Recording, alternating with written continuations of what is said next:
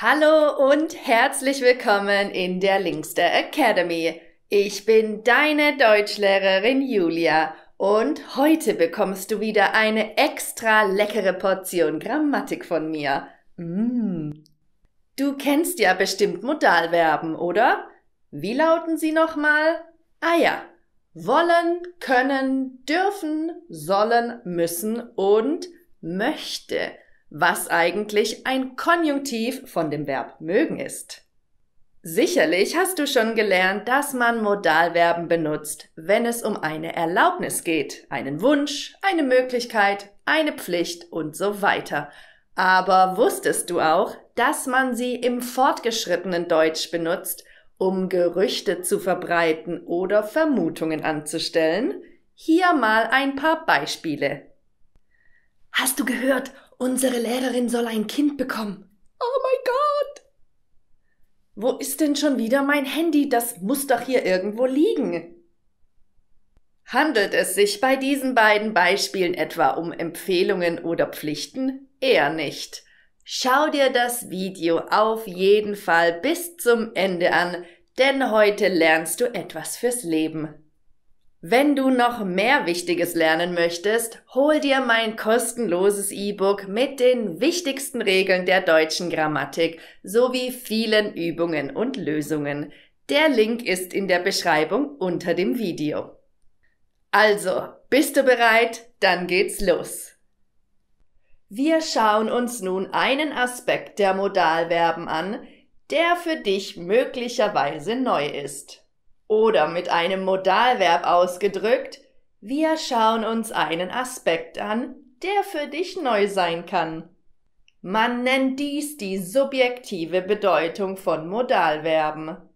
Hier mal ein paar Beispiele, damit du einen besseren Überblick bekommst. Hast du schon gehört? Die Tochter meiner Nachbarin soll jetzt alleine wohnen. Sie ist erst 17. Unglaublich! Herr Müller soll nächsten Monat eine Gehaltserhöhung bekommen. Morgen soll ein illegales Autorennen stattfinden. Das hat mir mein Nachbar erzählt.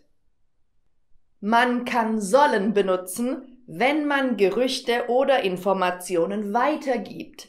Es ist nicht sicher, ob sie wahr oder falsch sind. Auch mit dem Modalverb wollen kann man Informationen weitergeben. Jedoch nicht über andere, sondern über sich selbst. Zum Beispiel, Donald Trump will der beste Präsident aller Zeiten sein. Das heißt, er sagt über sich selbst, dass er der beste Präsident ist, bzw. war. Die Bäckerei Nestle will die leckersten Brezeln in der Region verkaufen. Das heißt, Nestle findet, dass sie die leckersten Brezeln backen. Man hört diese Möglichkeit der Verwendung heutzutage eher selten. Dennoch ist es wichtig, dass du diese Bedeutung einmal gehört hast, damit du sie in einem realen Kontext besser verstehen kannst. Hier mal ein paar Synonyme, die du alternativ verwenden kannst. Für sollen: Ich habe gehört, gelesen, erfahren. Jemand hat erzählt. Es heißt angeblich, Gerüchten zufolge, in den Nachrichten haben sie gesagt oder in der Zeitung stand. Für wollen: Jemand hat über sich selbst gesagt oder erzählt. Jemand behauptet das. Gerüchte und Vermutungen kann man natürlich nicht nur in der Gegenwart ausdrücken, sondern auch in der Vergangenheit. Gegenwart: Die Tochter meiner Nachbarin soll jetzt alleine wohnen. Vergangenheit: Die Tochter meiner Nachbarin soll das letzte Jahr alleine gewohnt haben. Gegenwart: Herr Müller soll nächsten Monat eine Gehaltserhöhung bekommen. Vergangenheit: Herr Müller soll letzten Monat eine Gehaltserhöhung bekommen haben. Gegenwart: Morgen soll es -10 Grad kalt werden. Vergangenheit: Gestern soll es -10 Grad kalt geworden sein. Achtung mit den Temporaladverbialen. Man verwendet die subjektive Bedeutung der Modalverben nicht im Präteritum, sondern nur im Perfekt. Wenn man die Sätze im Präteritum verwendet, dann haben sie die normale Bedeutung von Modalverben. Schau dir zum Vergleich Folgendes an. Die Tochter meiner Nachbarin sollte letztes Jahr alleine wohnen.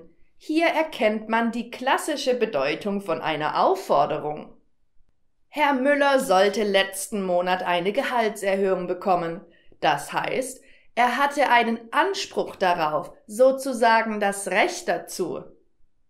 Im letzten Beispiel ist die klassische Bedeutung des Modalverbs nicht logisch im Präteritum. Es sollte 10 Grad werden.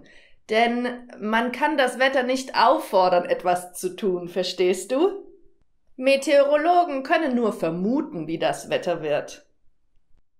Was du bisher über subjektive Modalverben gelernt hast, dreht sich vor allem um die Weitergabe von Informationen und Gerüchten, die man von anderen Personen gehört hat. Und das geht besonders mit sollen und wollen. Jetzt schauen wir uns mal etwas genauer an, wie man mit Hilfe der Modalverben müssen, dürfen und können Vermutungen ausdrücken kann und damit die eigene Meinung über eine bestimmte Sache, unabhängig von anderen Personen. Schau dir die folgende Situation an. Deine beste Freundin feiert eine Party, zu der sie viele Leute eingeladen hat. Es ist 23 Uhr und alle eingeladenen Gäste sind schon da, aber eine Person fehlt, euer Freund Max. Niemand weiß, wo er ist, aber jeder der Gäste hat eine Vermutung. Max muss oder müsste noch zu Hause sein. Er kommt immer später, weil er sich so lange fertig macht. Max dürfte noch zu Hause sein. Er kommt oft später, weil er sich so lange fertig macht. Max kann oder könnte noch zu Hause sein. Er kommt meistens später, weil er sich so lange fertig macht. Du siehst hier 3 verschiedene Sätze, die sich dennoch irgendwie ähnlich sind, und zwar in der Wahrscheinlichkeit. Mit den 3 Modalverben kannst du 3 unterschiedlich starke Grade der Wahrscheinlichkeit ausdrücken. Wenn du dir bei einer Sache fast sicher bist, benutzt du das Verb müssen. Das sieht man auch oft im Konjunktiv 2, also müsste. Im Konjunktiv 2 drückt müsste ein bisschen weniger Sicherheit aus. Den gesamten Konjunktiv behandeln wir in den kommenden Lektionen. Für diesen Gebrauch benötigen wir nur ein paar wenige Formen. Max muss oder müsste auf dem Weg sein. Er hat vorher angerufen und gesagt, dass er bald losfährt. Er muss oder müsste im Stau stehen. Es gibt eine größere Baustelle. Er muss oder müsste gleich hier sein. Er ist schon vor einer Weile losgefahren. Er muss oder müsste gleich an der Tür klingeln. Ich habe sein Auto parken sehen. Wenn du dir nicht ganz sicher bist, aber mit großer Wahrscheinlichkeit an eine Sache glaubst, dann benutzt du das Modalverb dürfte. Achtung, auch das ist ein Konjunktiv 2 und man verwendet dürfen im Kontext subjektiver Modalverben nur im Konjunktiv 2. Max dürfte noch zu Hause sein. Er kommt oft später, weil er sich so lange fertig macht. Er dürfte sich gerade die Haare machen. Er geht nie ungekämmt aus dem Haus. Max dürfte vor dem Kleiderschrank stehen und ein passendes Outfit aussuchen. Er dürfte noch unter der Dusche stehen. Dafür braucht er immer eine Ewigkeit. Schau dir zum Kontrast an, was passiert, wenn man sagt, Max darf noch zu Hause sein. Das hat nichts mit einer Vermutung oder Meinung zu tun.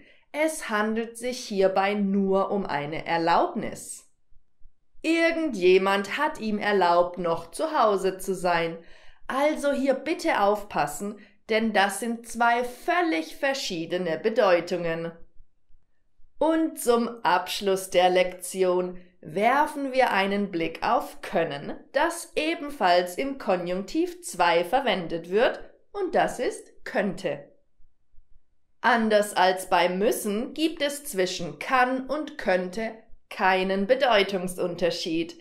Es ist also absolut egal, ob du den Konjunktiv 2 oder den normalen Indikativ verwendest. Max kann oder könnte noch bei seinem Bruder sein. Er hilft ihm manchmal abends. Er kann oder könnte sogar schlafen. Das macht er gelegentlich vor einer Party, damit er länger feiern kann. Max kann oder könnte noch arbeiten. Er betreut momentan ein wichtiges Projekt. Er kann oder könnte aber auch mit seiner Mutter telefonieren. Sie ruft ihn hin und wieder abends an. Wie du vielleicht erkennen kannst, sind das alles sehr vage Vermutungen. Es ist also völlig unsicher, ob Max diese letzten 4 Handlungen gerade ausführt oder nicht. Es sind einfach nur Möglichkeiten. Und das erkennst du einerseits am Verb können, aber andererseits auch an den Adverbien im Kontext. Zum Beispiel manchmal, gelegentlich sowie hin und wieder. Übrigens, du musst diese Modalverben nicht benutzen, denn wie ich bereits am Anfang erwähnt habe, gibt es fast immer Alternativen, um eine Information in einem Satz auszudrücken.